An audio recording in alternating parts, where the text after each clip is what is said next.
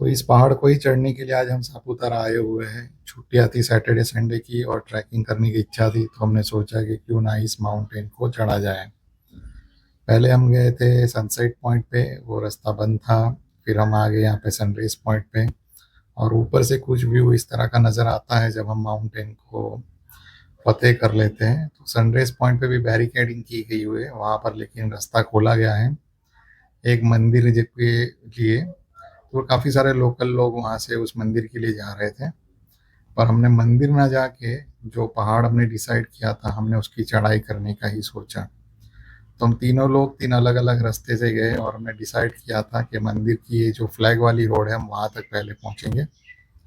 और ट्रैकिंग में करना यही होता है कि आप सीधे ही आप टॉप ऑफ द माउंटेन या पीक के ऊपर जाने का नहीं सोच सकते। आपको पहले एक स्टेप, फिर दूसरा स्टेप, और स्टेज वाइज उसकी प्लानिंग करनी पड़ेगी। दिखने में ऐसा लग रहा था कि ये सिंपल रहेगा, इजी रहेगा, इसलिए हमने इसको चूज किया था। माउंटेन की जो चढ़ाई थी वो तो बहुत इजी थी, पर कहीं कहीं पे इतने घने पेड़ थे, इस तरह की कुछ वेजिटेशन हो रखी थी, पौधे थे, कि हमें उन पेड़ पौधों के अंदर से होते हुए रेंग के निकलना पड़ा। उसमें काफी सारे कांटे वाले पेड़ पौधे भी थे। पर सबसे बेस्ट बात ये थी कि वहां से जो नज़ारे थे वो माइंड ब्लोइंग थे। तो पीक पे पहुंचने के बाद मेरा बेटा, जिसका ये ट्रैकिंग का आइडिया था, वो सबसे पहले पहुंच गया था मेरे एक कलीग के साथ। और फिर वो लोग घूमने लगे थे, मुझे थोड़ी थकान हो गई थी इस चढ़ाई में, तो मैं थोड़ा सा उनसे पीछे था। और इस माउंटेन से बेनिफिट ये मिला हमें, हम सापुतारा की तरफ भी देख पा रहे थे, वघई की तरफ देख पा रहे थे, और सापुतारा से जुड़े हुए महाराष्ट्र के जो पोर्शन है, जैसे कि ये वाटर बॉडी और उसके साथ जुड़े हुए गांव वो महाराष्ट्र में, उनको देख पा रहे थे। हथगढ़ का किला यहाँ से दिख रहा था। हाँ, बिल्कुल बहुत ही दूर था, पर दिखाई दे रहा था। और कहीं सैकड़ों एकर्स की जगह, कहीं हजारों एकर्स की जगह, कहीं 100 किलोमीटर तक का दृश्य नजर आ रहा था। पूरे यहाँ के फॉरेस्ट वगैरह और ये सब, और आसमान बिल्कुल साफ था। सबसे अच्छी बात जो किसी हिल स्टेशन पे एक्सपीरियंस करने लायक होती है वो है वहाँ की साफ हवा। इसका एक साइड इफेक्ट ये भी था कि धूप सीधी आपके ऊपर आती है, इसमें कोई फिल्ट्रेशन वगैरह नहीं होता, सीधा यूवी रेज वगैरह आप तक पहुंचती है। काफ़ी हार्श होती है यहाँ की लाइट, और हमने यहाँ पर एडिटिंग में उस लाइट को कम किया है, पर ये बिल्कुल ही ज़्यादा थी लाइट। शाम को वैसे सापुतारा का माहौल इतना अच्छा था कि आप बिना एयर कंडीशन के भी अपना स्टे एंजॉय कर सकते हैं। ओवरऑल ये चढ़ाई करने में हमें 30 मिनट जितना टाइम लगा। और ये चढ़ाई तो थोड़ी आसान है, और यहाँ से उतरना काफ़ी मुश्किल है। इसके लिए आपको प्रॉपर ट्रैकिंग के शूज़ चाहिए, क्योंकि यहाँ पर आपको डिफरेंट तरह के ट्रेल्स मिलेंगे। एक तो लूज सॉइल है जिस पे आप स्लीप हो सकते हैं, देन स्टोन है, और आप देख सकते हैं स्क्रीन पे कि मशरूम्स काफ़ी जगह उगे हुए, तो हमने मशरूम तोड़े, कहीं जगह फूल तोड़े, कहीं पे रॉक्स है, कहीं पे लूज सैंड है। तो आपको अच्छे ग्रिप वाले शूज़ चाहिए। ट्रैकिंग खत्म करने के बाद हम पहुंचे विजय रेस्टोरेंट। वहाँ के कुछ लोकल होम गार्ड्स और गाइड्स को हमने पूछा था, और उन्होंने रेकमेंड किया था अगर आपको बढ़िया नॉनवेज खाना है तो विजय रेस्टोरेंट जाइए। वहाँ पे बटर चिकन हमने हमारी चॉइस का ऑर्डर किया था, और उन्होंने हमें रेकमेंड किया था हांडी चिकन। दोनों ही चीज़ें अच्छी थी।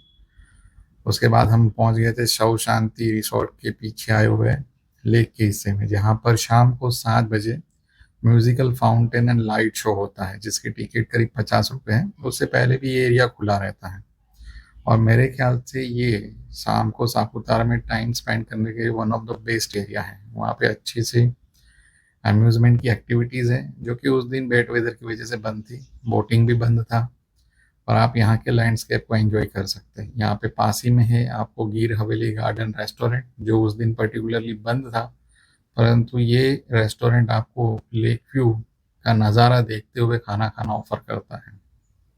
काफ़ी बढ़िया एक झूला यहाँ पे बना हुआ है, शायद बंजी जंपिंग या तो बिग स्विंग के तौर पे ये काम करेगा, अभी तक ऑपरेशनल नहीं हुआ है। तो इस जगह से जो है आपको sunrise and sunset point, table point भी दिख रहा है, सापुतारा का लेक भी दिख रहा है, सौ शांति रिसोर्ट भी दिख रहा है। इसके जस्ट पीछे आपको ये जो है आपका रेस्टोरेंट है, देन माउंटेन, आपका जो फाउंटेन है वो है, और यहाँ से आपको टेबल लाइन पे होने वाली जिप लाइन वाली एक्टिविटी भी दिखती है। एक्चुअली जिप लाइन वाले लोकेशन पे बारिश हो रही है, उसके बावजूद ये एक्टिविटी चालू थी। हम जहाँ बैठे थे वहाँ पे बारिश अभी शुरू नहीं हुई थी। तो ये जो है शिव शांति रिसोर्ट के बैक साइड का लोकेशन है, जहाँ पे उनका dining area, restaurant, seat out, और ये बहुत ही अच्छा है। वहाँ से आपको कुछ इस तरह का व्यू मिलता है जो कि इस फोटो में आप बैकग्राउंड में देख सकते हैं। और बहुत ही पीसफुल जगह है। शाम को आइए, इन बेंचेस के ऊपर आप बैठिए, अपना टाइम स्पेंड कीजिए, नज़ारे देखिए।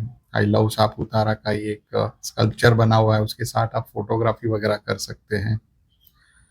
और फिर यहाँ से हम फोटोग्राफी वगैरह करके थोड़ा रेस्ट करके, क्योंकि ट्रैकिंग करके आए थे, थके हुए थे, उसके बाद हम चले गए रोज़ गार्डन। और सापुतारा का ये रोज़ गार्डन हमारा जो होटल स्टे था उसके जस्ट बैक साइड पे। यहाँ पे कोई पार्किंग चार्ज नहीं है, पार्किंग के लिए फैसिलिटी है। कोई भी एंट्री चार्ज नहीं है, यहाँ पर एंट्री भी फ्री है। और गार्डन की जो ओवरऑल लैंडस्केपिंग है वो काफ़ी ब्यूटीफुली प्लान की गई है। ना कि सिर्फ रोज़, पर अलग अलग तरह के आपको बहुत सारे फ्लावर्स देखने को मिलेंगे। वॉकिंग ट्रेल्स भी काफ़ी अच्छी है, लॉन काफ़ी अच्छा है, लॉन वाले एरिया में भी आपको जाने से कोई नहीं रोकता। कुछ कुछ सेंसिटिव और केयर सीकिंग प्लांट्स है, तो वहाँ पर रिस्ट्रिक्शन ज़रूर थी। छोटे छोटे ब्रिजेस बने हुए हैं, छोटे छोटे स्कल्पचर्स बने हुए हैं वहाँ पे। फोटोग्राफी के लिए बहुत अच्छा है। कुछ फोटोग्राफर्स वहाँ पे फोटोग्राफी भी करके दे रहे थे प्रोफेशनली, जिनको फोटोग्राफी करवानी थी। पर हमारे लिए सबसे इंटरेस्टिंग पार्ट यही था कि डिफरेंट टाइप ऑफ रोजेस को देखने का मौका मिला। बच्चा आया था ट्रैकिंग करने के लिए, उसकी ट्रैकिंग हो चुकी थी, तो अब उसके लिए घर जाने के लिए कोई ऑप्शन नहीं था। और हमने ऑलरेडी एक नाइट स्टे का बुक होटल में करा लिया था सेफर साइड पे, इसलिए हमने डिसाइड किया कि रात को रुकेंगे, स्टे करेंगे, और सुबह फ्रेश होने के बाद डिसाइड करेंगे। तो नेक्स्ट डे हमने फिर ब्रेकफास्ट किया। हम चिकली गए, चिकली में कुछ फेमस फूड जॉइंट है, वहाँ पर जाके हमने नॉनवेज वगैरह अच्छा खाया। और हमने यहाँ पे स्टे किया। अगर आप सापुतारा में रुके हुए हो और शाम का वक्त है और आपके पास वक्त है, आप शाम को वॉकिंग वगैरह लाइक करते हो, आप डेफिनेटली रोज गार्डन जा सकते हो। रोज गार्डन में आपको बिल्कुल ही पीसफुल, क्योंकि एक तो जो है माउंटेन्स के पीछे सन जाने के बाद यहाँ पे काफ़ी धूप वगैरह रहेगी नहीं, बिल्कुल शेड में आपको घूमना है। और आराम आराम से आप चल सकते हो, टहल सकते हो। और क्योंकि खिली एरिया है, अप एंड डाउन वॉकिंग के लिए आपको एक बहुत ही बेहतरीन एक्सपीरियंस ये गार्डन प्रोवाइड करता है। गार्डन में सिंगल रोज प्लांट से लेके बुके की तरह डेवलप होने वाले रोजेज आपको मिल जाएंगे। छोटा सा लेक है, वहाँ पे डक्स वगैरह भी स्विम करते हैं, आपको डकलिंग वगैरह देखना अच्छा लगता है। और कई सारे दूसरे भी प्लांट्स वगैरह हैं। आसपास में कई सारे होटल्स भी हैं, उन होटल से भी शायद इस गार्डन का व्यू आता ही होगा। पर मैं प्रीफर करूंगा इस गार्डन को एज अ मॉर्निंग या evening walk, specially evening walk, क्योंकि सूरज ढलने के बाद यहाँ जो वाइब्स है वो बहुत बढ़िया है। तो हमने पूरे गार्डन का टूर किया यहाँ पे। और मेरे ख्याल से सापुतारा में टेबल लैंड, जहाँ पे बहुत सारा क्राउड होता है, उसको अवॉइड करके आप ये रोज गार्डन में भी आ सकते हैं। बेंचेस लगी हुई है, अगर आप अपने साथ कुछ खाना वगैरह लाए हैं तो वहाँ पर बैठ के आप अपना खाना वगैरह भी खाइए। अब वो पता नहीं अलाउड है या नहीं, बट आप स्क्रीन पे देख सकते हो कि सीट आउट लोकेशन तो है। बैठ के आप अपना टाइम बिल्कुल ही आराम से टाइम स्पेंड कर सकते हो।